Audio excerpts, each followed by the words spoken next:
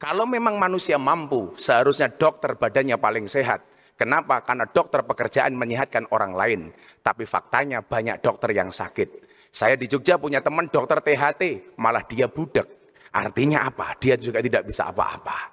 Kalau memang manusia itu mampu, seharusnya kuli bangunan rumahnya paling bagus. Kenapa? Karena pekerjaan kuli bangunan membaguskan rumahnya orang lain. Tapi faktanya banyak kuli bangunan yang tidak punya rumah. Untuk itu kita berdoa Bapak Ibu. Saya jadi ingat cerita seorang Gus Dur ketika ada kiai berburu ketemu harimau ditembak. Ternyata harimaunya kebal, gantian harimau ngejar Pak Kiai. Begitu ketemu jurang, kiainya berpikir, saya harus tawakal pasrah sama Allah. Tangan diangkat, dia berdoa, ya Allah, kalau saya harus mati dimakan harimau, tolong matikan aku dalam keadaan husnul khotimah.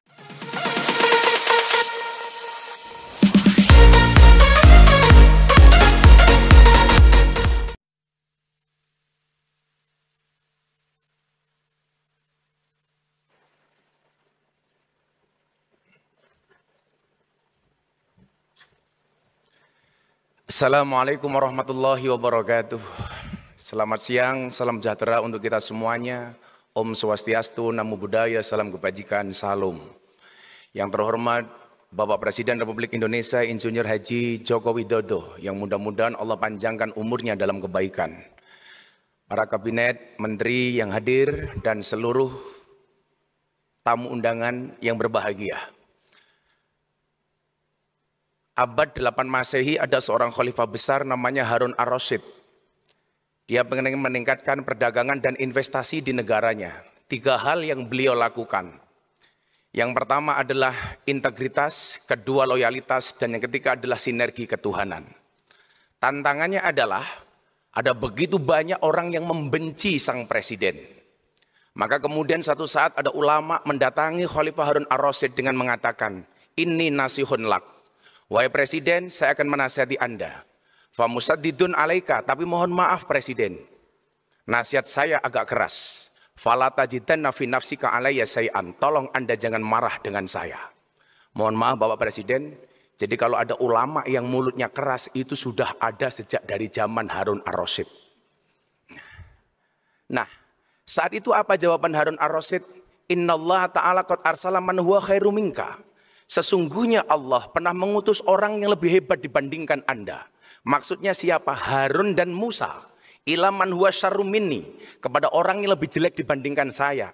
Maksudnya siapa? Fir'aun. Allah memberikan petunjuk kepada Harun dan Musa. Memberikan nasihat kepada Fir'aun. Dengan kalimat, faqula lahu qawlan layyina. Harun, Musa, kamu berikan nasihat kepada Fir'aun dengan cara yang lemah dan lembut. Artinya Bapak Ibu, pantaskah hari ini ketika kita memberikan kritikan kepada pemerintah, wabil khusus kepada presiden dengan cara yang kasar. Padahal Allah memerintahkan Harun dan Musa untuk berbicara kepada Fir'aun sekalipun dengan cara yang lemah dan lembut. Maka kemudian yang terjadi apa? Ketika terjadi head speech ditangkap polisi, kesan yang terjadi adalah kriminalisasi ulama.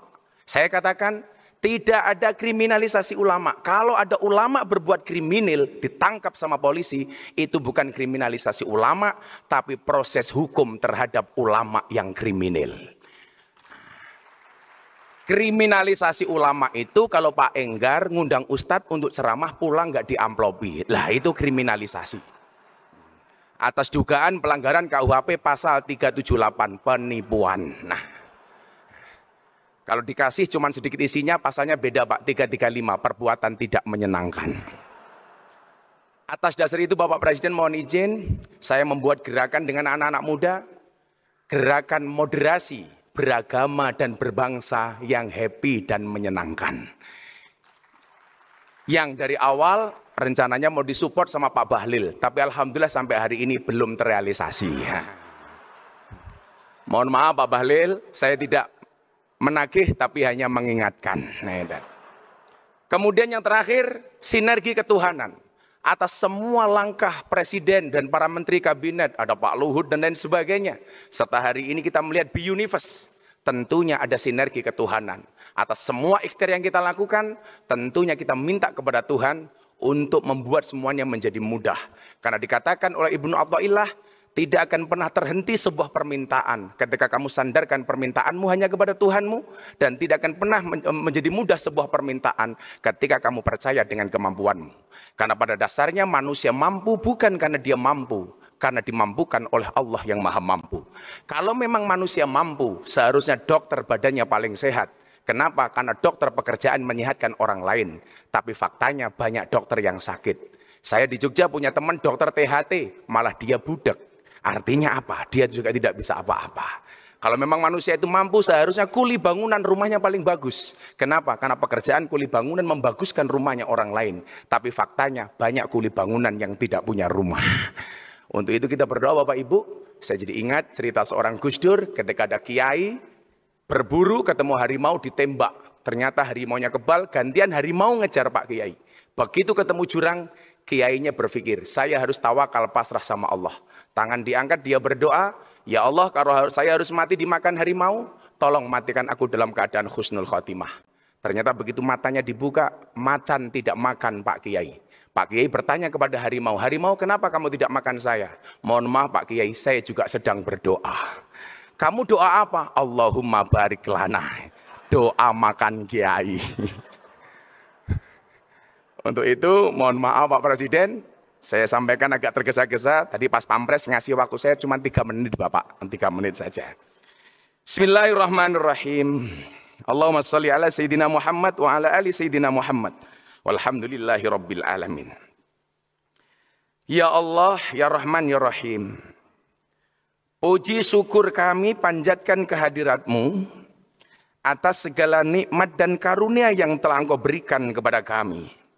Sehingga pada pagi hari ini kami dapat berkumpul dalam acara Opening Investor Daily Summit 2022. Berikan kelancaran di dalamnya ya Allah. Ya Allah ya Rabb, tunjukkanlah kepada kami, wabil khusus kepada pemimpin-pemimpin kami, bahwa yang benar itu memang benar. Dan pemimpin-pemimpin kami mampu untuk menjalankannya. Berikanlah kepada kami dan tunjukkan kepada kami bahwa yang salah itu memang salah. Dan Engkau berikan kekuatan kepada kami untuk menghindarinya. Ya Tuhanku, jadikanlah negeri yang indah ini aman, sentosa. Berikanlah rezeki buah-buahan kepada penduduknya yang beriman di antara mereka kepada Allah dan hari akhir. Ya Allah ya Rabb, sesungguhnya kami mohon ampunan terbebas dari masalah dunia dan akhirat. Ya Allah, sesungguhnya kami mohon ampunan terbebas dari masalah dalam urusan agama, dunia, keluarga dan harta. Ya Allah, tutuplah aib kami, tenangkanlah kami dari rasa takut. Ya Allah, jauhkanlah kami dari arah murka-Mu, baik dari depan, belakang, kanan, kiri, dan atas. Aku berlindung dengan segala kebesaran-Mu, ya Allah, agar Engkau tidak menghancurkan kami dari segala arah, ya Allah.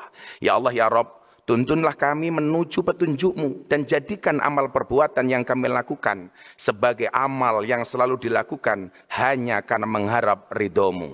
Rabbana atina fid dunya hasanah wa fil akhirati hasanah wa qina adzabannar walhamdulillahi rabbil alamin. Beli permen di Kota Medan, ada gajah minum susu. Pak Presiden yang gagah dan tampan, izinkan Gus Miftah mengucapkan I love you. Terima kasih. Assalamualaikum warahmatullahi wabarakatuh.